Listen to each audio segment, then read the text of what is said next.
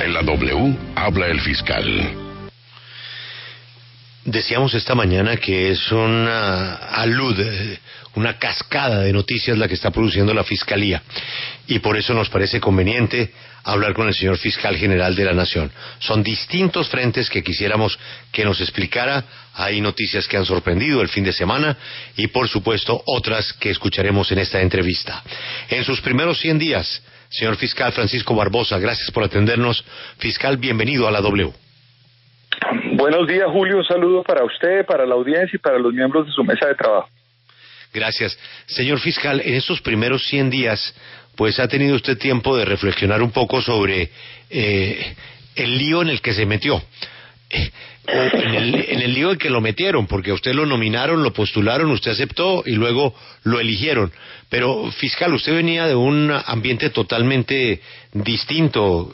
Tiene usted el perfil de un profesor universitario, amante de los libros, estudioso de muchos temas, pero ¿usted se imaginó o calculó la telaraña a la que estaba ingresando?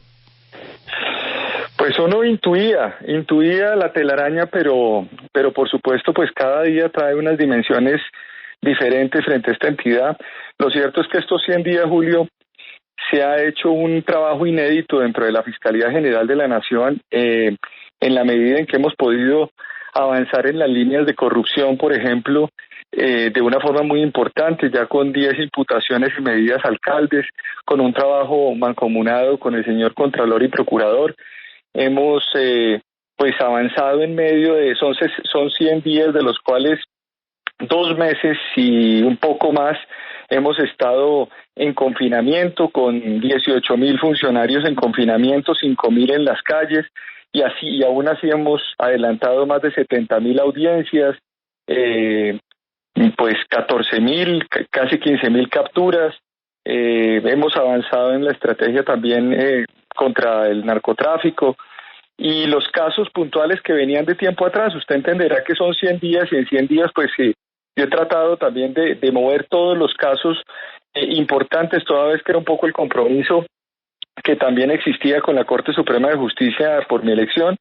Y bueno, aquí estamos frente al país tratando de contarle qué es lo que estamos haciendo. El objetivo de la Fiscalía y de esta Fiscalía no es litigar los casos públicamente o que cada día se discuta cada prueba que surge, pero yo en este caso soy el vocero de la Fiscalía. La Fiscalía tiene 5,000 fiscales y tienen autonomía en el marco de sus investigaciones, y yo lo que hago es hacerle un seguimiento también a eso que se está presentando día a día en el país. Señor Fiscal, y como si no fuera suficiente todo lo que nos va a contar y de lo que vamos a hablar, pues quiero meterlo en otro problema que usted pues no tiene nada que ver, pero que en la Fiscalía de Néstor Humberto Martínez fue noticia: el acuerdo de paz. El doctor Martínez tenía serios reparos por la manera como quedó confeccionada la Jurisdicción Especial de Paz, hizo una propuesta que llegó a la Corte, en fin, un episodio que usted conoce que sucedió. Y otra vez es noticia el acuerdo de paz, porque el expresidente Juan Manuel Santos este fin de semana ha sugerido y ha calificado como una insensatez, una estupidez tocar el acuerdo de paz. El gobierno ha hablado de que no está interesado y que no está en sus planes tocar el acuerdo de paz. Algunos sectores del partido de gobierno dicen que esa fue propuesta de campaña y que sí, hay que hacer modificaciones. Fiscal, ¿cuál es su opinión? ¿Hay o no hay que tocar el acuerdo de paz? No hay que tocar el acuerdo de paz. Mi posición es clarísima. Yo tengo una relación estrecha con la Jurisdicción Especial de Paz y con la doctora Patricia Linares, con quien hemos venido trabajando en estos 3 meses también para poder responder a algunas preocupaciones que se tiene por parte de la JEP y por parte de la Fiscalía, pero me parece que no tiene mayor sentido entrar en discusiones sobre el acuerdo de paz. Creo que ya es un tema que quedó hecho, quedó firmado, y hay que mirar para adelante. Ese tipo de temas creo que no son del resorte ni para la Fiscalía, y creo yo que ni siquiera para el país. Anote el primer titular entonces, Laura María Palomino: no hay que tocar el acuerdo de paz. Y no se mete ni en la insensatez, ni en la estupidez, ni nada de eso, sino en el trabajo de la Fiscalía. Señor Fiscal, hay un tema que a lo mejor usted no conoce, pero que me ha llamado mucho la atención. Es que fue removida una fiscal una fiscal con muchísima experiencia, y se lo decimos desde la W porque llevamos años trabajando el tema que hemos bautizado como el parque de atracciones de los políticos. Me refiero a la Dirección Nacional de Estupefacientes. Muchísimos hombres y mujeres de la Fiscalía, de la Policía, de las fuerzas militares han dado su vida o se han metido con un tesoro escondido que tenían los narcotraficantes, que eran sus bienes, y luego los recuperaban por interpuesta persona. Ese trabajo lo viene adelantando la fiscal 60 anticorrupción. Ella se llama Patricia Fonseca. Lleva 10 años en el proceso. Por allá han pasado 12 fiscales. Ha tenido logros de los pocos que ha tenido la Fiscalía en casos muy puntuales. La noticia es que la doctora Fonseca, fiscal, ha sido removida de su cargo y trasladada. ¿Usted tiene conocimiento de ese traslado y cuál es la razón?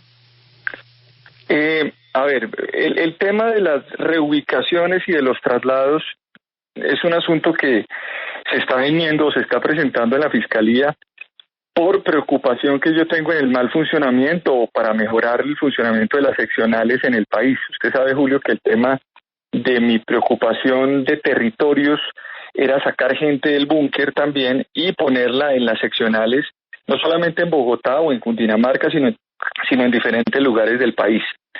Sobre el caso concreto que usted me está diciendo, yo tengo la información que el 11 de marzo se presentó una solicitud de la doctora Carmen Torres, delegada para la Seguridad Ciudadana, con la doctora Miriam Mediano, directora especializada contra la corrupción, en donde se concertó que unos fiscales iban para un lado y otros iban para otro. Eso es algo normal dentro de la Fiscalía.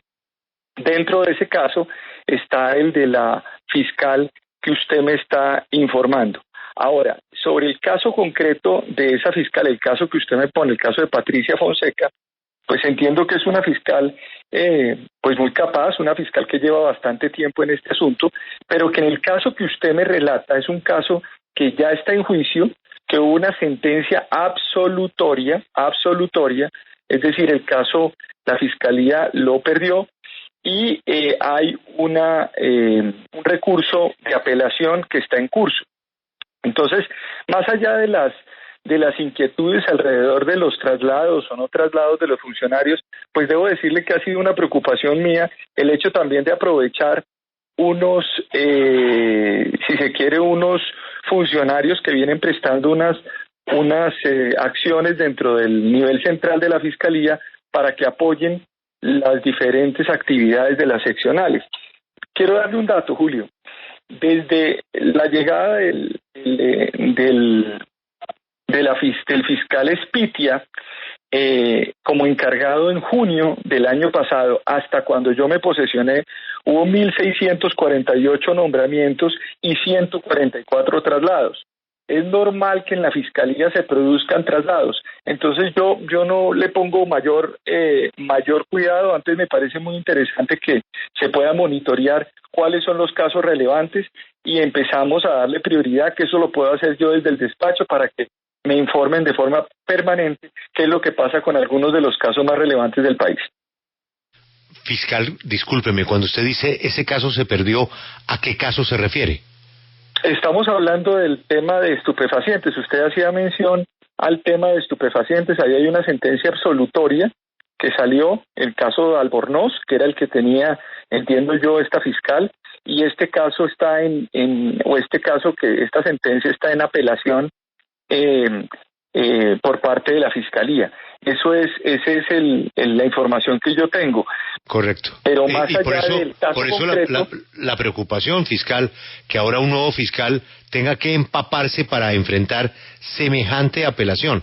Estamos hablando del director de la Dirección Nacional de Estupefacientes, pero mire, esa fiscal maneja el caso de una señora que está en juicio en la etapa más importante, cuando supuestamente se adquirió una finca, la finca Cuba y Casablanca en el Atlántico. Es el predio joya de la corona del ADN A esto hay que sumarle que su hijo es un concejal, Julio Álvarez, del Centro Democrático en Barranquilla, que estaría supuestamente involucrado en la compra de estos bienes, y por lo que existe un radicado. Tampoco sabemos qué vaya a pasar con ese caso, pero lo que me parece un poquito delicado y que se debería explicar es que la directora administrativa de la Fiscalía, que es una de las funcionarias más destacadas y eficientes, es la que ordena el traslado. Y ella... No, sí. Ella como directora administrativa, lo que me dicen a mí, es la que ordena el traslado de la fiscal Fonseca, teniendo en cuenta que ahí hay un impedimento porque esa directora administrativa tiene una relación familiar de primer nivel, ¿no? De primer grado, donde está involucrada una persona que supuestamente tiene que ver con los famosos políticos que tuvieron que ver con los bienes de estupefacientes, y allí podría ella tener cierto impedimento para participar de esa decisión, ¿o no, señor fiscal? Mire, las decisiones que se toman en la Secretaría Ejecutiva de la Fiscalía se toman por instrucciones de las diferentes delegadas. Aquí yo tengo una información, que es la información que se me llegó, en donde la delegada para la seguridad ciudadana, la doctora Carmen Torres Malaver, en el marco de la normal atribución que tiene con los directores nacionales, en este caso quien desempeñaba el cargo de directora especializada contra la corrupción, la doctora Miriam Medrano, tomaron la decisión, o se tomó la decisión, o se solicitó para fortalecer investigaciones, hacer unos traslados de unas direcciones seccionales a unas direcciones nacionales. El caso concreto, Julio, que usted me pone, pues evidentemente no hace que ese proceso sea un proceso que se vaya a dejar al garete. Yo voy a tratar de hacerle un seguimiento puntual a lo que usted está diciendo a partir de lo que me dice, para tener una respuesta concreta frente a ese traslado de esa fiscal. Lo cierto es que cada fiscal pues tiene unas funciones, y el hecho de que sea trasladado no implica que haya conjeturas o que haya análisis detrás de eso. Sobre lo que usted me está planteando, haré una revisión puntual y se le estará informando al país para que no tengamos mayor inconveniente en eso, porque a mí lo que me interesa es que esto llegue hasta el final, hasta la parte de juicio, y que se pueda adelantar de forma adecuada el proceso. Fiscal, le quería preguntar por otro caso, qué pena que le cambie de tema, y es sobre el caso de Memo Fantasma. Guillermo León Acevedo, alias Memo Fantasma, un supuesto narcoparamilitar que se volvió invisible para las autoridades.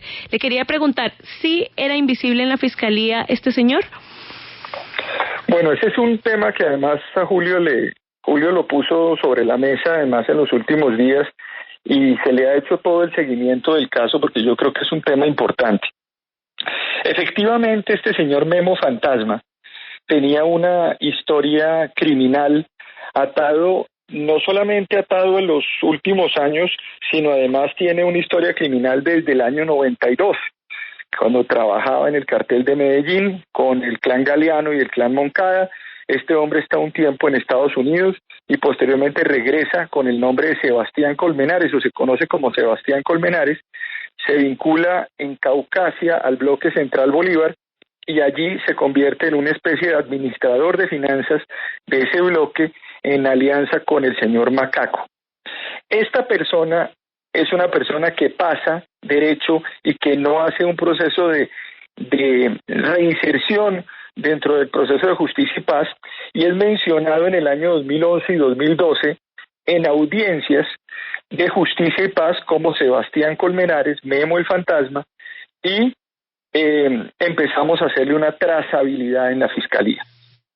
Esta persona, después de esta circunstancia, pues tiene dos tipos de procesos en la Fiscalía. Un proceso que tiene que ver con los bienes, y esto es importante porque el grupo interno de persecución de bienes de la Fiscalía General de la Nación empezó a hacer un trabajo para verificar a quién correspondía ese señor Memo Fantasma, y qué tipo de bienes podían tener en el marco de la búsqueda de esa identidad. Y se concluyó, incluso con un informe de Policía Judicial del 13 de abril de este año, que ese personaje corresponde a Guillermo León Acevedo Giraldo. El señor Guillermo León Acevedo Giraldo se le pudo hacer una trazabilidad y hay bienes, muchos bienes de este señor, en donde incluso hemos verificado los posibles incluso testaferratos de miembros de su familia. Desde lo penal, es decir, ya no solamente de bienes, sino desde lo penal, se han impartido órdenes de policía judicial para la verificación de esta persona, y sobre eso pues tendremos noticias también en los próximos días para el país. Pues fiscal, está dándonos usted otra primicia. Memo el fantasma sí existe y tiene un prontuario que usted ha calificado pues ampliamente en su anterior respuesta. ¿Cómo se puede explicar entonces, fiscal, que una persona con semejante prontuario no tenga ningún requerimiento o no tenía ningún requerimiento judicial en Colombia y no lo tenga hoy en España, donde vive sin ningún problema, ni en los Estados Unidos? Se han impartido ya órdenes de policía judicial, Julio, y estamos en esa tarea. Usted puso ese tema además sobre la mesa hace unos 25 días tal vez. Yo no tenía mayor información sobre el asunto. Había una trazabilidad sobre el tema de los bienes y, como le digo, inmediatamente yo me puse en la tarea y impartí algunas órdenes en la fiscalía para que averiguaran qué es lo que estaba pasando, y ya se presentó un informe de policía judicial en ese asunto. Usted mismo hizo algunas entrevistas con personas que pudieron conocer a este sujeto. Incluso quiero decirle lo siguiente, se habló de una negociación o de una vinculación comercial con el señor Álvaro Rincón Muñoz, quien es el esposo de la señora vicepresidenta, y esa persona fue citada a declaración jurada a las 9 de la mañana el próximo miércoles 27 de mayo a la Fiscalía para poder ser ya recibir su declaración e incorporarla al expediente para avanzar en esto, porque me preocupa mucho esta situación y por supuesto pues avanzaremos con las diferentes autoridades para poder descifrar este tema. Señor fiscal, ahora que usted habla de las citaciones a declarar, el 8 de abril, hace ya casi 2 meses, usted nos dijo en estos micrófonos en Sigue la W que en 2 semanas se iban a citar a declarar a los implicados en las grabaciones del Ñeñe Hernández. 2 semanas, sí. Es decir, así sumando rapidísimo, eso iba a ser hacia finales de abril. ¿A quiénes se citó a declarar? No, mire, Juan Pablo, ¿no? Sí, señor. Juan Pablo, lo siguiente, nosotros tuvimos el siguiente inconveniente en el marco de esta pandemia, y es que nosotros no podemos convocar a las citaciones o a las entrevistas, en ese caso concreto y en otros más, hasta tanto no pudiéramos tener audiencias o poder pedir audiencias para búsqueda selectiva en base de datos. Eso no lo teníamos autorizado conforme al Consejo Superior de la Judicatura y a su decisión en el marco de la pandemia en la suspensión de términos. Solamente hasta hace 2 semanas, hasta hace semana y media, tuvimos esa facultad. ¿Qué significa eso? Para ponerlo en términos simples. Si hay una interceptación y esa interceptación se le hace a una persona y hay otra persona que está hablando con esa persona interceptada, es necesario que nosotros le pidamos al operador celular por vía judicial, porque no podemos hacerlo directamente y sin autorización judicial, que nos digan a qué persona corresponde un determinado abonado telefónico. Si no lo tenemos, nosotros no podemos citar a la persona, porque yo no puedo citar a una persona a la fiscalía sobre la base de no saber quién es o no tenerlo identificado. De lo contrario, yo correría el riesgo de que esto además se pueda enredar judicialmente. Y yo quiero que esta cosa y este proceso se haga de forma adecuada. Este es un proceso, esta línea dentro de esa investigación que ya les voy a explicar cómo se ha establecido, es una línea que surgió el 9 de marzo de este año. Es decir, menos de un mes antes de que yo, o menos de un mes después de que yo, o un mes después de que yo llegara. Es decir, es un proceso nuevo. Y por supuesto lo que quiero decir con esto es, ya arrancamos, en este momento ya los fiscales instructores, según el informe que me reportan, ya analizaron la información, más de 70.000 o 60.000 audios que se tenían, y al mismo tiempo ya empezará el proceso de citación a entrevista con algunas de esas personas que ya empezamos a tener identificación por cuenta de la información que se requiere de los operadores celulares, y se cita también a interrogatorio en calidad indiciada a la señora Daza. Ese es el escenario y el porqué de las 2 semanas, Juan Pablo, pero es un tema procesal y yo quiero decirles a ustedes que son 100 días y en estos 100 días ya en esta investigación hemos impartido órdenes de policía judicial a diferentes organismos, al Consejo Nacional Electoral. Ya tenemos como una idea de lo que ha venido ocurriendo, con unas líneas muy claras de investigación en ese proceso. Señor fiscal, ahora hablemos de las varias conversaciones, miles de conversaciones que ha encontrado la Fiscalía y que ha oído juiciosamente del señor Ñeñe Hernández con distintos actores políticos. Se habla de una presunta financiación de empresas mineras a la campaña del entonces, candidato Gustavo Petro. Cuéntenos qué exactamente halló la Fiscalía. Mire, sobre eso yo quiero decir lo siguiente. El informe del fiscal instructor manifiesta que dentro de las conversaciones que se hicieron o que se tienen del señor Hernández con diferentes actores, hay una conversación donde él manifiesta que frente al caso de la campaña de Gustavo Petro hay una financiación o una presunta financiación de empresas mineras en La Guajira, lo que según el señor Hernández explica el porcentaje alto de votación del señor Petro en esa zona del país.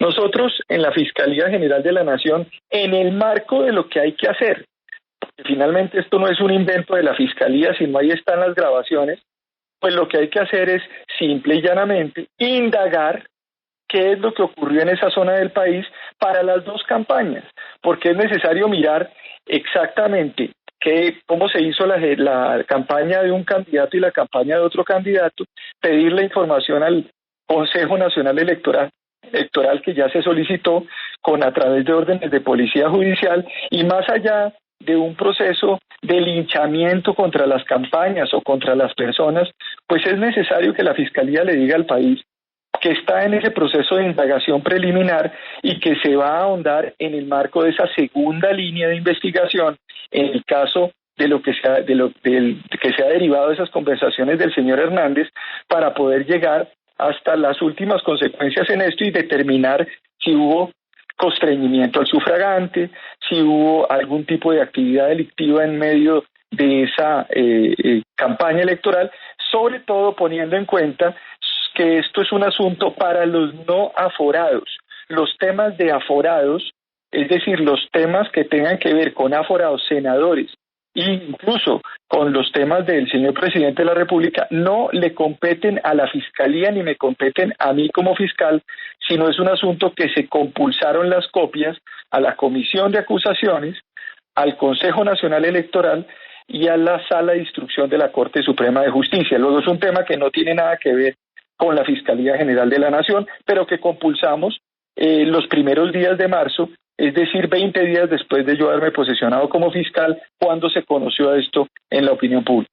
Sí, fiscal, yo sé que usted no nos puede ahondar mucho en el tema porque hace parte de una investigación, pero ya conocíamos lo de Iván Duque. Sobre lo de Gustavo Petro, ¿en qué contexto se da? ¿Cómo aparece Gustavo Petro en estas conversaciones? Porque pues no tendría mucho sentido político que nombraran a un lado a Iván Duque y también que estuvieran financiando una campaña de Gustavo Petro. Entonces, ¿bajo qué condiciones aparece este nombre? No, yo no voy a ahondar en estas circunstancias. Yo lo único que le digo es que el señor Hernández hace menciones al señor Petro dentro de las conversaciones a propósito de una presunta financiación de mineros o de empresas mineras La Guajira. Y eso, pues, la Fiscalía en su momento, incluso llamando a las personas respectivamente, se pondrá en conocimiento de eso.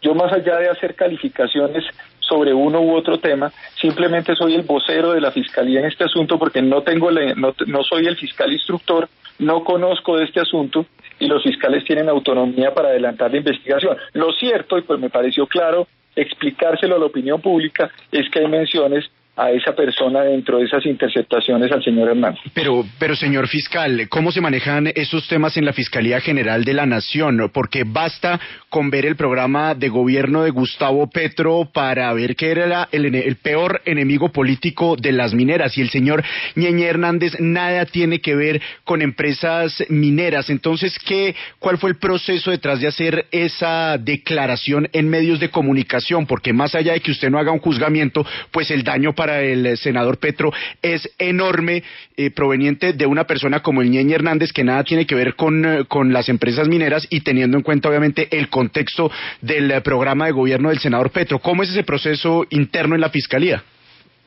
Pues es un proceso interno en donde hay que investigar todo lo que llega y hay que investigar todo lo que se encuentra dentro de las grabaciones. Y por supuesto usted entenderá que si aparecen menciones a una campaña y aparecen menciones a la otra campaña, lo mínimo que tiene que hacer la Fiscalía es investigar cada uno de esos temas para efecto de determinar con constataciones, sí, con corroboraciones, si eso que se está planteando pues tiene sentido o tiene digamos, una virtualidad de constatación en el marco de todo lo que se dijo en esas conversaciones. Lo que hace la Fiscalía y el fiscal instructor es inmediatamente, dentro de sus líneas de investigación, empezar a indagar qué fue lo que pasó en esa campaña y en las dos campañas, por supuesto, en esos departamentos frente a los dichos de ese señor Hernández. Pero yo no voy a hacer juicios sobre si se tenía relación o no se tenía relación o cómo eran las relaciones, porque eso es parte de la investigación que se está adelantando en la Fiscalía y que no es dable hacerla en los medios de comunicación, y menos por una persona como yo, que no soy yo soy el vocero, pero yo no soy el fiscal instructor en ese caso, que por supuesto es quien está planteando las diferentes tesis y líneas investigativas dentro de esta investigación. Señor fiscal, usted, no es un secreto, ha sido amigo del presidente y de entonces del candidato, y pues han sido unas relaciones de la vida. ¿En algún momento, acompañando usted al candidato, en alguna reunión con amigos del candidato, en una convocatoria estratégica para conseguir recursos, alguna vez usted vio a ese señor Hernández? No, nunca. Yo nunca vi al señor Hernández. Nunca lo vi. ¿Alguien le habló? Nunca lo vi, Julio. Y nunca ¿Pero alguien le habló de él? Porque... No, nada, nunca. Nadie me habló de él ni nada. Yo no conocía eso. La única relación que yo tuve con esa campaña, si se quiere, con ese tema, ni siquiera fue con la campaña, sino con el candidato con el que yo hablaba en el marco de sus preocupaciones temáticas. Hablábamos recurrentemente sobre cuáles eran los temas de la campaña o qué iba a discutirse en los debates. Incluso ahí estuvo circulando una foto en donde yo estoy sentado con algunos de los cuadros de la campaña, y esa foto fue en el famoso debate que se dio en el periódico El Tiempo, en donde eso estaba absolutamente, era un debate de candidatos, y yo estuve ahí acompañando al candidato porque me dijo que si lo acompañaba para ese debate, punto, eso es todo. Yo no tengo ninguna relación con ningún aspecto relativo a eso, pero más allá de eso tampoco había oído en mi vida nombrar a ese señor Hernández, porque además no es mi ambiente. Julio, usted dijo al inicio de la entrevista, mi mundo son los libros y mi mundo no son las fiestas, y yo pues no tengo nada que ver con eso. Entonces me vine a enterar de esa circunstancia pues con todo este debate. Pero repito, este es un asunto que no le compete a la Fiscalía, los temas del presidente de la República, y por eso se compulsó copias, y simple y llanamente aquí un fiscal instructor está adelantando las líneas de investigación de lo que se encuentre y de lo que se llegue a constatar, porque pues tampoco una indagación preliminar, y vuelvo y repito, significa, o una investigación significa una imputación o una acusación o una condena de uno u otro. simple y llanamente estamos en la Fiscalía pues tratando de dilucidar qué ocurrió, sobre todo entendiendo que este es un proceso que se inicia en el 9 de marzo y después del 9 de marzo pues inicia incluso la pandemia y estamos con una Fiscalía pues avanzando en este asunto en paralelo con todos los asuntos que la Fiscalía hace, y ese el tema de corrupción, el tema de narcotráfico, el tema de delincuencia común, etcétera, en donde hemos avanzado también en muchos aspectos. Luego aquí yo me siento muy contento de que ya tengamos por lo menos 3 líneas investigativas. En las otras 2 líneas, Julio, es el tema de lavado de activos del señor Hernández, que es un tema pues absolutamente grueso dentro de la Fiscalía General de la Nación. Es un tema que tiene que ver con una extinción de dominio del 29 de abril del año pasado contra los bienes de la organización delictiva conocida como Marquitos Figueroa, y allí hay una actuación importante en donde se establecía que ese señor Hernández, o se establece, pues tiene una línea con esa organización, y una tercera línea de investigación que es una que ha surgido justamente en el marco de que este señor Hernández se le había interceptado legalmente su otro abonado telefónico en el año 2017, cuando no había estas campañas, 2017, y ahí estamos indagando relacionamientos del señor Hernández con miembros de la Fuerza Pública y con Policía Nacional, que esa es una tercera línea en esa investigación y que próximamente también tendremos resultados. Eso es lo que yo podría decir también sobre eso. Señor fiscal, usted habla de una foto, pues resulta que en esa foto usted aparece al lado de una de las personas mencionadas en las conversaciones de la señora Callita y del señor Hernández y de su hermano. Estas grabaciones se conocen desde hace rato por cuenta de colegas que han investigado a fondo el tema, que han divulgado esas grabaciones, y desde entonces pues estamos pendientes de qué vaya a pasar. Y en ese estar pendientes de qué va a pasar, pues usted nos está haciendo estos anuncios. La señora Callita nos mandó decir con su abogado que ella no va a decir absolutamente nada, que ella está con su nieto en los Estados Unidos o su nieta, y que ella no tiene nada más que agregar. Eso ya pues lo dirá en su diligencia judicial. Pero antes de que se produzcan esas diligencias, sorprende usted con otra diligencia, que es decir, pero el señor Ñeñe también hablaba de plata para Gustavo Petro. ¿Qué van a decir sus contradictores automáticamente, señor fiscal? Que esa es la respuesta para balancear lo que históricamente ha pasado en las campañas, como pasó con el caso de Odebrecht y como ha pasado con tantas financiaciones ilegales. Es que una mano lava otra mano. Ah, pero si le dieron a Duque, también le dieron a Petro, y ahí la discusión entra en un limbo. ¿A usted no le preocupa que vaya a ser usted frente objetivo de esa crítica? Pues mire, Julio, yo se lo dije alguna vez en una conversación aquí en radio, usted creo que la primera que tuvimos, y lo he dicho en reiteradas ocasiones.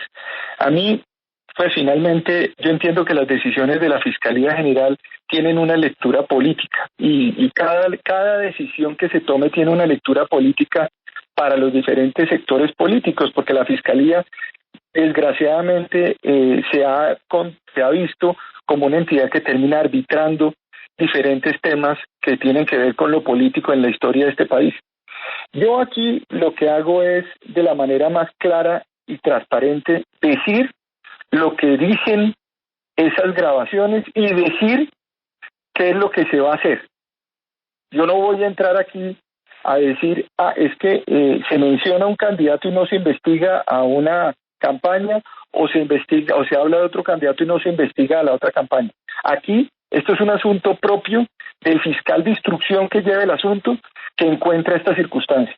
Tendrán que venir incluso los 2 gerentes de la campaña, tanto de la campaña del candidato Duque en su momento, hoy presidente, como de la campaña de Gustavo Petro, y tendrán que mostrar sus cuentas frente a lo que ocurrió allá, y obviamente esto tendrá unas constataciones dentro de la Fiscalía General de la Nación. Pero yo no hago esos cálculos, Julio, por una razón, porque es que yo pues yo estoy por encima de estos debates políticos, y además yo no hago parte de estructura política alguna, y mi única estructura política o mi única idea política que tengo en este momento es la de aplicar la Constitución, aplicar la ley, aplicar el Código Penal, el Código de Procedimiento, y hacer las cosas bien, como se ha hecho en estos 100 días de forma clara. Es que a mí cuando me hablan del relacionamiento con el gobierno, ¿por qué no hablamos también de todo lo que se ha hecho en estos 100 días en torno a esas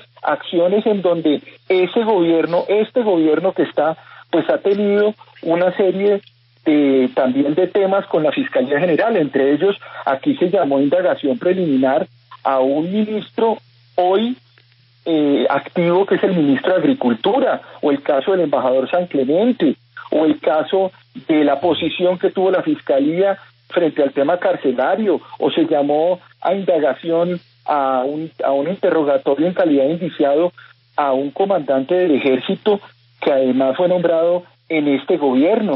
Es decir, o estoy diciendo que se citará al señor esposo de la vicepresidenta. Luego, a mí, todas las circunstancias y las lecturas políticas que se puedan tener en uno o en otro sentido, para mí son completamente respetables, pero yo finalmente avanzo en los temas investigativos, que es lo que le corresponde a la Fiscalía.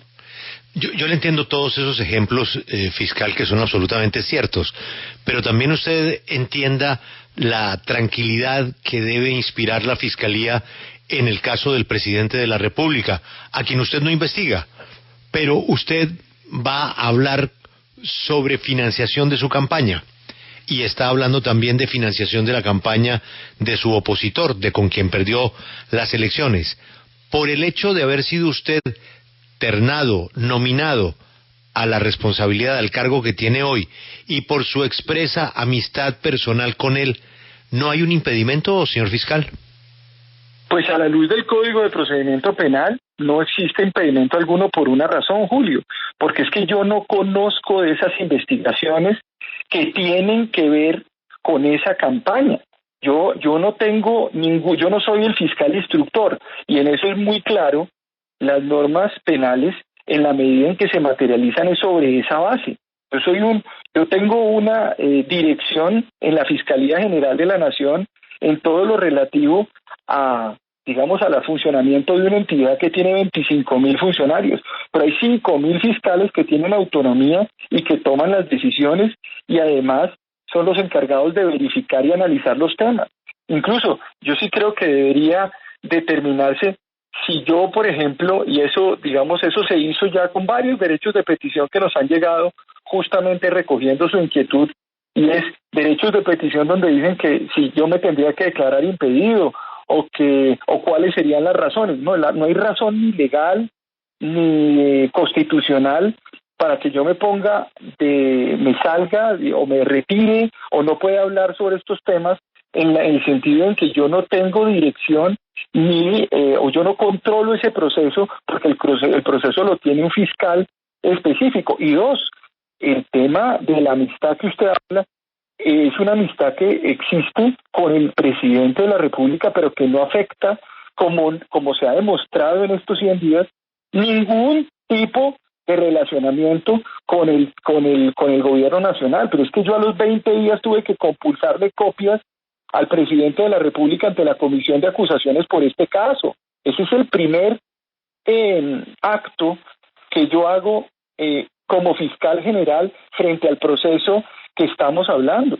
Yo estoy enviando todos los audios y toda la información que se llega para que vaya a la Comisión de Acusaciones, en donde me imagino que hay un proceso, y ese proceso tendrá que ser enfrentado por el presidente de la República en la Comisión de Acusaciones. Entonces, para ponerse a hacer conjeturas de qué es lo que pasó, que si se está hablando de un caso y también del otro, pues aquí finalmente yo no soy la persona que habló de Gustavo Petro. La persona que habló de Petro es el señor Hernández.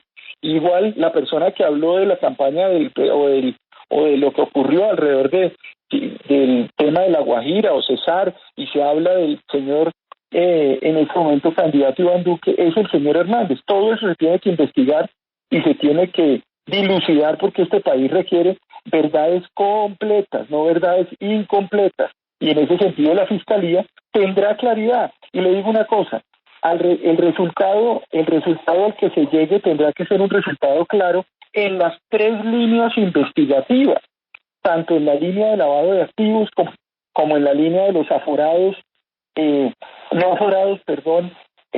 el proceso electoral, como en la línea de vínculos delincuenciales, conciertos para delinquir que pudieron haber existido, u otros delitos que pudieron haber existido entre el 2017 en el 2017 entre miembros de la fuerza pública, policía y el señor Hernández o alguna estructura delictiva. Esas son las 3 líneas y por supuesto espero darle al país respuestas de esos 3 elementos, pues empezando a dilucidar cada uno de esos aspectos. Sí, fiscal, ayer se anunciaron imputaciones al ex senador Otto Ula por concierto y lavado, cuando estos delitos se han manejado bajo la modalidad de principio de oportunidad. Entonces, pues quería preguntarle, teniendo en cuenta que gracias a Otto Ula se conoció parte de la verdad de Odebrecht, ¿esto no podría afectar la colaboración y también, pues, no sería una violación al derecho de la autoincriminación para el señor Otto? Pues mire, yo sobre este proceso de Odebrecht fue una de los compromisos que tuve con la Corte Suprema de Justicia y de las preocupaciones que había tenido este país con eso. 175 expedientes, 14 líneas de investigación tiene el caso de Odebrecht, y yo lo que hice rápidamente fue ponerlo en la delegada ante la Corte Suprema de Justicia para fortalecer esa investigación y poder avanzar en la investigación, poder pensar esa investigación de forma adecuada. ¿Qué dicen la Fiscalía ya delegada ante la Corte frente a estos avances de estos 3 meses? En primer lugar, que se fortaleció esta investigación y tenemos 14 fiscales de apoyo al fiscal instructor con más de 30 investigadores del CTI. Se han impartido ya órdenes de policía judicial en algunas de esas líneas de investigación. ¿Qué se plantea? Que algunos de esos preacuerdos y principios de oportunidad no involucraron algunos delitos o algunos hechos que pudieran constituir delito y que para la Fiscalía está claro que generarían una una mayor responsabilidad por parte de las personas que estuvieron o adquirieron esos compromisos por preacuerdos o principios de oportunidad.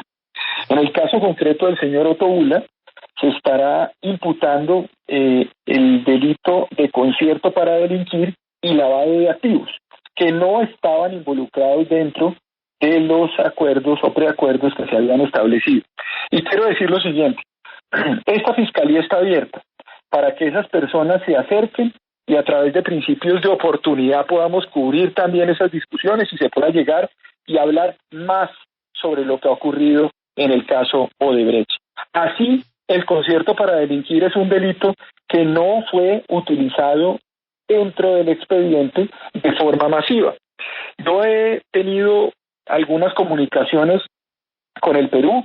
El día de hoy o mañana me reuniré con la fiscal general del Perú para que podamos hablar en torno a cómo se estructuró el concierto para delinquir ampliado que existió para el caso de Odebrecht y que nos puede cambiar la ruta de este proceso en Colombia y poder llegar a mayores responsables que tengan que ver con, por supuesto, empresas privadas, con sector público y con algunos intermediarios que estuvieron en ese entramado criminal.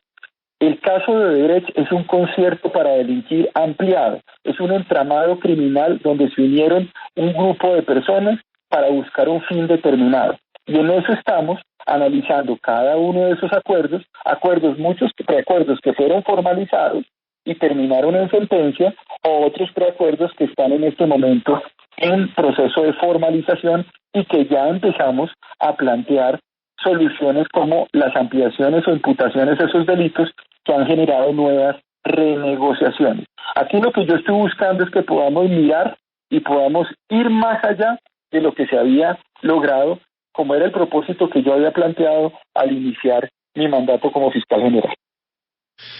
Pues fiscal, esta noticia yo la traduzco de otra manera. Es que para usted no es nada satisfactorio lo que conocen los colombianos hoy del caso Odebrecht y que para ustedes le falta mucha tela por cortar a esa historia y por eso se van a revisar principios de oportunidad, matrices de colaboración que pensábamos habían sido lo suficientemente útiles como la del señor Otto Bula.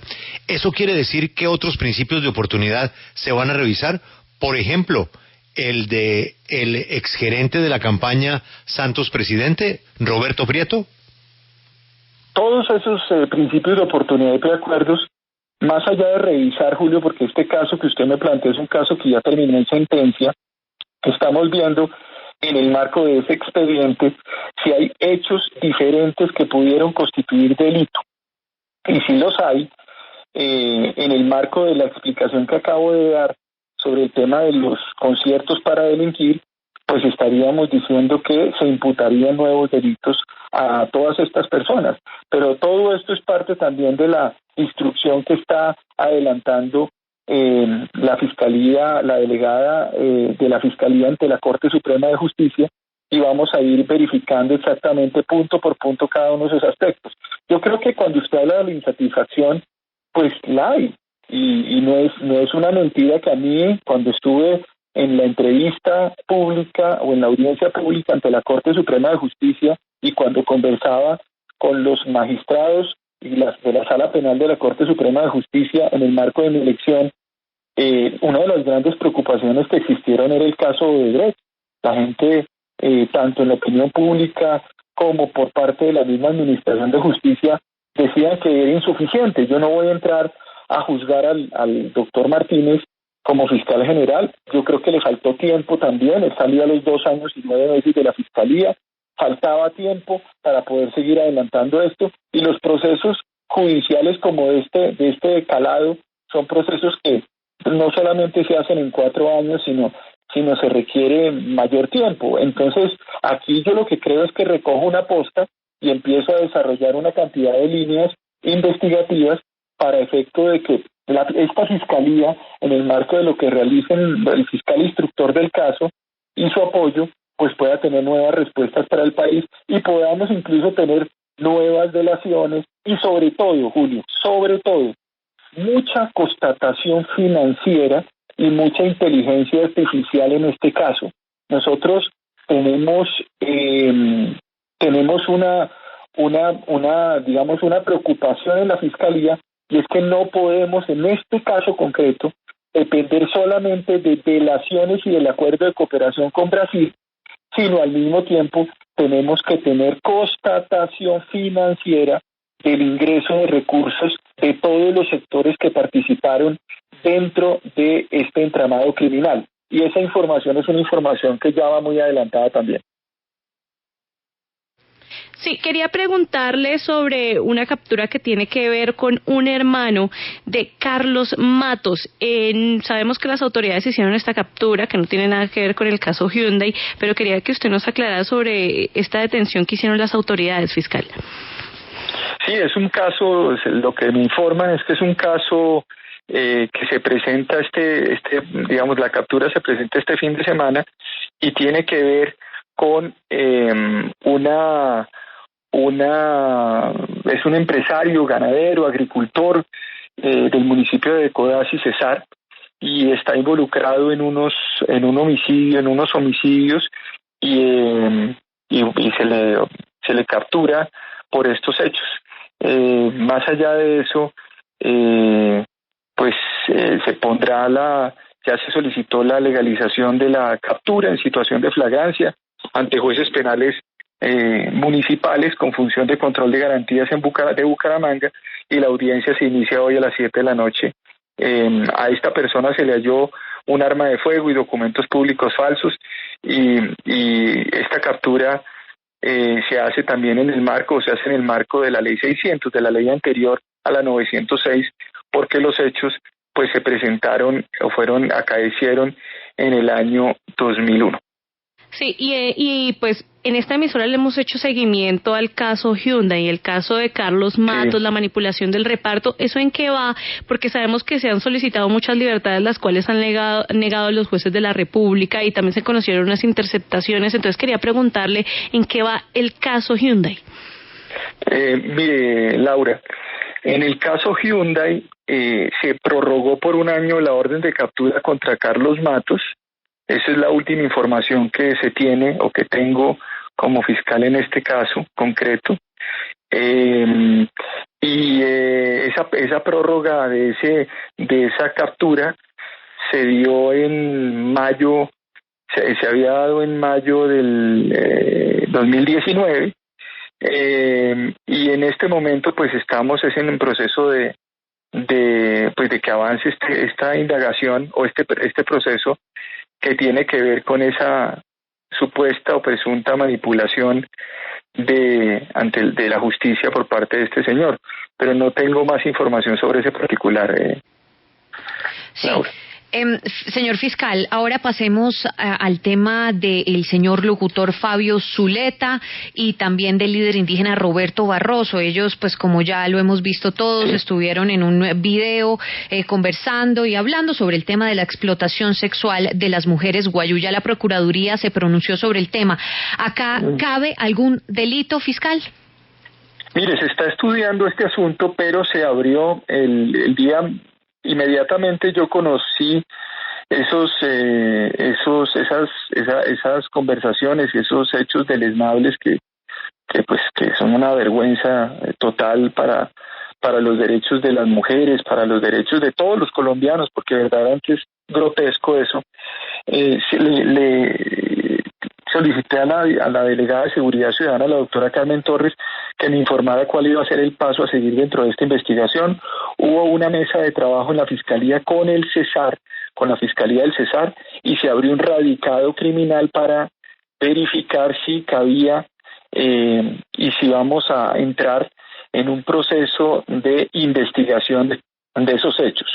Lo cierto es que la indagación finalmente el día de ayer se abrió y se impartió órdenes de policía judicial, pero no solo por el tema de la conversación per se, que yo creo que es un asunto que pues es repugnante, pero sino sobre el tema de la forma como se está hablando y se está estableciendo que puede haber comercio de mujeres indígenas en esa zona del país, comercio sexual.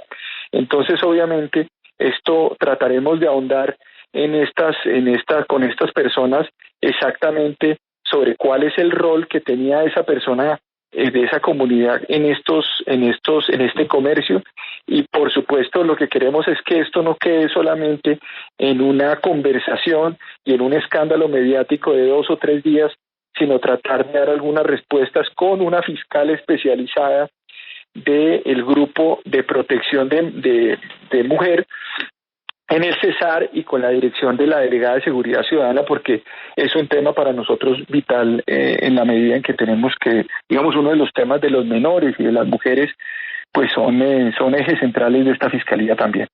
Señor fiscal, hablando de La Guajira, yo quiero saber si ya la Fiscalía está adelantando investigaciones por los hechos que habrían representado un presunto entrenamiento de mercenarios que buscaban dar un golpe al gobierno o al régimen de Nicolás Maduro en Venezuela, pero que habrían entrenado aquí en Colombia, particularmente en La Guajira. Todo esto según las declaraciones que a través de estos mismos micrófonos habría hecho un exmiembro de las fuerzas militares venezolanas que estaba coordinando esta labor de la mano de los mercenarios contratados por personas que están en contra del gobierno de Maduro. ¿Qué sabe la Fiscalía sobre esos entrenamientos? ¿Qué información tenemos sobre el posible uso de territorio colombiano para entrenar una invasión o por lo menos un ataque de mercenarios a Venezuela? Bueno, Juan Pablo, tenemos en este caso dos procesos. Uno se dio el 23 de marzo de 2020 en el sector de peaje La Tasajera, en la vía que conduce entre Barranquilla y Cartagena y Santa Marta, y allá se hizo un puesto de control a un vehículo en donde se capturó a una persona y se encontraron material bélico, armas, que por supuesto generó además una iniciación de proceso criminal contra esta persona. Se capturó a esta persona, se legalizó ante juez de garantías, se formuló imputación y hoy esa persona está en centro carcelario con medida de aseguramiento. Es importante aquí, y otro caso también sobre un traslado o sobre el tema también de unas armas que se encuentran, o son el proceso, ese proceso tiene que ver con ese tema de las armas y con la declaración que usted está planteándome acá. ¿Qué es lo que se ha hecho en la Fiscalía? Inmediatamente, la semana pasada, yo pedí que se reasignara ese proceso y se sacara de esa zona porque teníamos preocupaciones de que se vaya a quedar ese proceso ahí quieto o de que haya presiones frente a esos fiscales o de que pueda existir una preocupación por parte de los grupos que están involucrados dentro de eso, y esa investigación llegó ya a la Dirección Nacional de Organizaciones Criminales en el Búnker para darle todo el sentido a esa investigación. Más allá de eso, más allá sobre el tema de la explicación de la presencia de esos mercenarios, los campamentos de entrenamiento, tráfico de armas, conspiraciones y todas las historias que hay alrededor de esto, pues serán parte de esa investigación, y yo por supuesto en su momento le contaré al país en qué va eso. Lo cierto es que hay todo el interés para que esto se aclare, y yo la decisión que tomé hace unos 4 o 5 días, fue traerme esa investigación para Bogotá en el marco de una reasignación especial. Señor Fiscal General de la Nación, en el caso de la Operación Bastón, pues hay muchos temas, pero le voy a preguntar por uno en particular, si es o no es de su resorte. Las carpetas que tenían perfilamientos y que han denunciado algunas personas, tenían como destinatarios adversarios políticos. ¿Quién nos va a contar para quién eran las grabaciones o perfilamientos que se hacían en la famosa Operación Bastón? Pues yo espero que nosotros podamos en la Fiscalía tener respuesta a muchas de esas preguntas. Yo le cuento, Julio, lo siguiente frente a la Operación Bastón. Nosotros tenemos en la Fiscalía, el proceso se inició en el mes de enero de este año con la publicación de la revista Semana. Inmediatamente se derivó también del famoso operativo que realizó la doctora, la magistrada Lombana, Cristina Lombana, de la Sala de Instrucción de la Corte, pero esa operación o ese operativo se hizo con la Procuraduría y se hizo con la DIJÍN. La Fiscalía no participó en esa diligencia. Ellos operan además con la Ley 600, y no la Ley 600, sino la Ley 906 en este tipo de allanamientos o de registros, pues tiene una importancia porque nosotros obviamente tenemos todo lo relativo a cadena de custodia y todo el tema procedimental que no tiene la Sala de Instrucción en el marco de sus acciones judiciales. Solamente hasta mayo, ojo, esto es importante con las fechas, solamente hasta mayo tuvimos acceso a todo el material que se había incautado en ese allanamiento, e incluso hicimos inspección judicial a la Procuraduría del expediente, y la Fiscalía hizo ya inspección judicial al expediente en la Sala de Instrucción de la Corte Suprema de Justicia, y ya tenemos la información. Y además hicimos inspección al Ejército Nacional en torno a esas, o por lo menos a esa información disciplinaria que allá la tenían en el marco de la contrainteligencia. ¿Qué encontramos, Julio? Encontramos en el Ejército 8 investigaciones que corresponden a la información que se ha venido publicando, 4 investigaciones que se quedaron en el Ejército, o sea, no tuvieron incidencia penal, nunca llegaron a la Fiscalía, y 4 investigaciones que se encuentran en la Fiscalía, en la unidad de fiscales ante la Corte. Un proceso de esos está procesos además que tienen que ver con corrupción.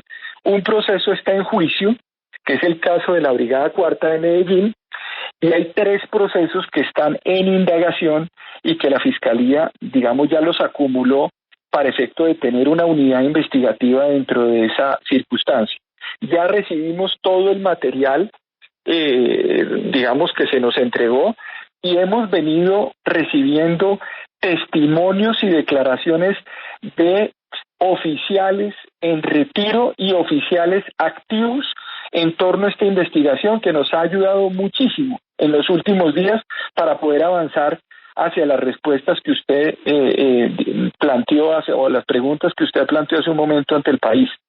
Quiero decirle, Julio, también que la semana pasada ya se impartieron órdenes de policía judicial para llamar a los periodistas a declaración jurada en calidad de víctimas de esta circunstancia. Yo les dije en un primer momento, a mí esto me parece inadmisible que se le puedan hacer perfilamientos a periodistas en Colombia. Eso no puede ser, y esta fiscalía, y yo vengo además del campo de los derechos humanos, yo he trabajado toda mi vida en eso, no es admisible que haya, digamos, violaciones a los derechos humanos de esa manera, y los vamos a llamar como víctimas dentro de este proceso, para también darle una visibilidad y claridad a las personas que se sienten víctimas por estas acciones. Luego, todo el interés de que esto vaya hasta las últimas consecuencias. Hemos recibido también la información por parte del ministro de Defensa y de las comandantes de las fuerzas, de la información que le dieron a la fiscal instructora ante la Corte Suprema de Justicia, la doctora Ladino, y en este momento lo que queremos es, pues estamos avanzando para darle respuestas al país. Espero que en una nueva entrevista ya podamos estar dando algunas respuestas concretas sobre estos asuntos. Lo que sí le puedo anticipar es que en este caso, no por este caso de Bastón, sino por otros casos de corrupción en el ejército por parte de generales, habrá decisiones, habrá medidas de aseguramiento y órdenes de captura pronto. Señor fiscal, la gente se confunde mucho con todas estas noticias que en Colombia son semanales, y esto de la operación Bastón, de los seguimientos y de los perfilamientos que usted rechaza, pues ha generado la misma preocupación de los últimos años en Colombia. ¿Quién graba? Sabemos que responsables de la Fiscalía en el tema de las interceptaciones, 2 fiscales precisamente están detenidos por estos hechos. Pero siempre volvemos a lo mismo. ¿Quién graba en Colombia? Además de la Fiscalía con una orden judicial, ¿el Ejército o qué otra entidad de inteligencia tiene los aparatos para grabar teléfonos en Colombia? No, mire, Julio, es que esto que usted dice, lo que usted dice es muy cierto. Yo en estos meses, en estos 100 días, también he hecho un estudio profundo sobre esto. Yo les había dicho que íbamos a hacer unas auditorías, y las auditorías empezaron, y estamos construyendo unos protocolos de uso de las salas de interceptación en Colombia para poder ponerle orden también a esta circunstancia. Antes del 2007, recuerden ustedes, en el 2000, toda la primera década del 2000 y ya el 2007, se generan una serie de discusiones o de debates en torno al tema de las interceptaciones, y se hacía con equipos, y esos equipos eran unos equipos especiales. Incluso en el 2014, cuando se dio esa discusión con el tema de la sala Andrómeda y el tema del hacker, ahí se hablaba también de esas máquinas que se ponían especiales, que se ponían para interceptar. Yo creo que ha habido un cambio, y esos casos de los fiscales que usted plantea, pues cambia un poco la dinámica que hay alrededor de este tipo de interceptaciones, y es el uso que se ha hecho de forma indebida, y que por eso hay investigaciones y hay indagaciones sobre el tema por parte de algunos miembros de la Fiscalía, entre ellos esos fiscales que ya fueron condenados, que se prestaron para que en anuencia con los jefes de las salas de interceptación, con miembros de la policía también, con analistas, para incluir teléfonos en órdenes judiciales que no tenían nada que ver con los procesos que se adelantaban. Entonces, unos casos como una persona que no tenga nada que ver en un proceso de trata de blancas termina incluyéndole su número abonado telefónico para terminar siendo escuchada. Todos esos temas que son delincuenciales y son vergonzosos, son los temas en los cuales hemos venido trabajando para poder mejorar y superar esos temas. Sobre las salas las salas pues tienen un funcionamiento. Hoy tenemos un relacionamiento muy importante con la DIJÍN, Julio, y trabajamos en anuencia con la DIJÍN, Policía y Fiscalía. Usted entenderá que la Fiscalía es un órgano de investigación netamente y la DIJÍN es un cuerpo que nos acompaña en las investigaciones de forma además muy clara. Pero por supuesto, si hay irregularidades, y esas irregularidades las hemos venido ya descubriendo, pues las sí. decisiones frente al tema de interceptaciones o el tema de aquellos funcionarios que se prestan para permitir que se incluyan abonados telefónicos dentro de las órdenes de trabajo de interceptación que firman los fiscales en la Fiscalía. Señor fiscal, sabemos que tiene muchas cosas, pero ya vamos con la penúltima pregunta y quiero pasar al tema de la influencer Emma Colombia. No se puede, Julio, no se puede quejar y estamos que estoy en los 100 días contestándoles de todo. Sí, es cierto. Ninguna queja. Alberto es el que nos dice, oiga, ya cuelguen ya. Esta no es la entrevista de los 100 últimos días, sino de los 100 primeros. Es cierto, fiscal, pero por eso, mire, este tema es importante y es de esta influencer, la señora Epa Colombia, que la seguimos viendo en los videos, esta vez en la calle, hablando sin tapabocas, con trabajadoras sexuales, invitando pues a la gente que acuda a los servicios de estas trabajadoras y que salgan a la calle. ¿Qué va a pasar con esta mujer? Pues mire, esta señora había recibido una sanción por parte de la justicia y entiendo que ya que hizo una publicación, ahí ya tiene un subrogado que es un beneficio que se le dio incluso para el uso de sus redes sociales. La Fiscalía ha verificado o está verificando si puede o no puede usar estas redes o tiene algún límite la decisión, y en caso de que no tenga o tenga un límite, pues obviamente pues se tendría que hacer efectiva la prisión y abrir probablemente un proceso por fraude a resolución judicial. Pero ese es un tema que se está estudiando también, y vuelvo y repito, aquí no hay casos pequeños o casos grandes. La Fiscalía General de la Nación tiene que entrar en todos los escenarios y cumplir con su función investigativa. Ha habido discusiones en los últimos días de si la Fiscalía debe o no debe abrir indagaciones preliminares, si hay casos que ameritan o no ameritan, y miren ustedes, pues en esta particular situación que hemos vivido en Colombia de una pandemia, la Fiscalía ha tenido que actuar en diferentes frentes para poder empezar también a frenar algunas actividades delictivas novedosas que han venido ocurriendo, y eso nos toca pues también verificarlo. Luego este caso de la señora que usted me plantea la pregunta, pues se tendrá que estudiar, y ya hay también la fiscal instructora en su momento y el grupo que está alrededor de esa fiscal instructora determinar cuál va a ser la salida frente a esta persona y si solicitará o no la terminación de ese subrogado penal que tenía por cuenta de los actos de vandálicos que esa persona cometió contra el Transmilenio en una de las manifestaciones en Bogotá el año pasado. Nos quedan muchas preguntas por el camino, sobre todo preguntas regionales de su lucha contra la corrupción, de casos que hay sobre temas de infraestructura.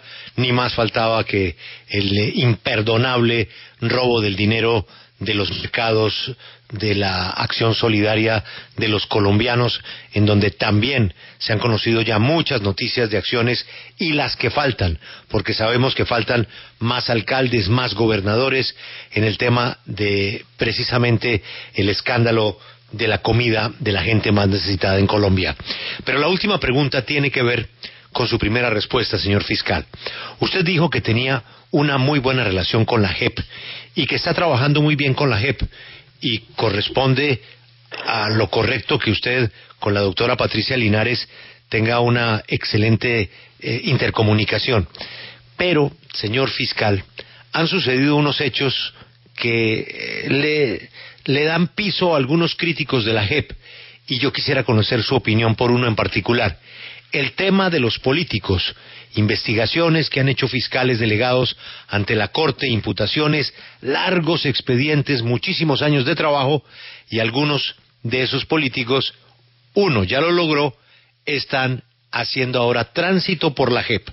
¿Usted qué piensa de los políticos que están buscando conexión con el conflicto para después de haber participado en la parapolítica o en otros delitos como la narcopolítica o similares, se puedan colar a través de la JEP hacia su libertad?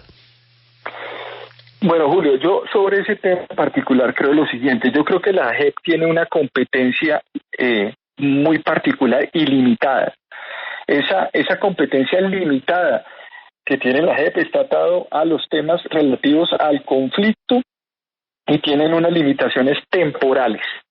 Temas que tienen que ver con jurisdicción ordinaria o justicia ordinaria, en donde estamos hablando casos de corrupción, temas relativos a la política, son temas que le corresponden a la justicia ordinaria. Entiendo yo que ya se han planteado algunos conflictos de competencia que van a terminar dirimiéndolos la Corte Constitucional, que es el órgano encargado de hacerlo, y en eso, por supuesto, pues esperaremos la respuesta de la Corte Constitucional sobre ese asunto y que cada uno delimite sus competencias. Yo en algunos de esos temas que usted plantea, pues tengo una posición muy clara frente al asunto de que esto debe ser conocido por la justicia ordinaria, pero esperemos qué dice la Corte Constitucional sobre este asunto. Y vuelvo y repito, como yo inicié esta campaña inicial cuando yo estuve hablando en el marco de mi postulación para ser fiscal, uno de los propósitos que hice y que planteé es que lo que requiere este país son fiscales que respeten sus competencias y no se metan en las órbitas de competencias de otros órganos, pero sí decirle que nosotros seguimos con mucho detenimiento ese trabajo con la JEP y que incluso nosotros, cuando tenemos también dudas frente a la aplicación de unas normas, también planteamos esos conflictos de competencia, como en este momento ya se está surtiendo uno que planteó la Fiscalía ante la Corte Constitucional en temas de JEP. Luego, diálogo institucional en el marco de nuestras competencias propias. Es el fiscal Francisco Barbosa, 100 días después de llegar a su oficina, con todos estos resultados y todas estas noticias. Quedamos muy pendientes de la ñeñe política, de la primicia que acaba de dar de la existencia del fantasma. El fantasma sí existe, y existe con prontuario, no como se nos quiso presentar. El tema de la fortuna del ñeñe Hernández. Sí hay dinero, y hay mucho dinero en la operación que adelanta de extinción de dominio de la autoridad colombiana. En el tema de la operación Bastón, pues lo que se está alcanzando, el rechazo a los perfilamientos. Y fiscal, ahí hay que tener mucho cuidado porque la operación Bastón no la tiene toda el ejército, no la tiene el ejército. La operación Bastón está regada por varias partes, tiene varios caminos y por supuesto mano dura contra los corruptos, pero sobre todo en tiempos de coronavirus con la gente que ha tocado el dinero de los más necesitados como son sus mercados. Por estas y otras noticias, fiscal, mucha suerte en los tantos días que le quedan y gracias por atender este primer corte de cuentas aquí, en vivo y en directo en la W.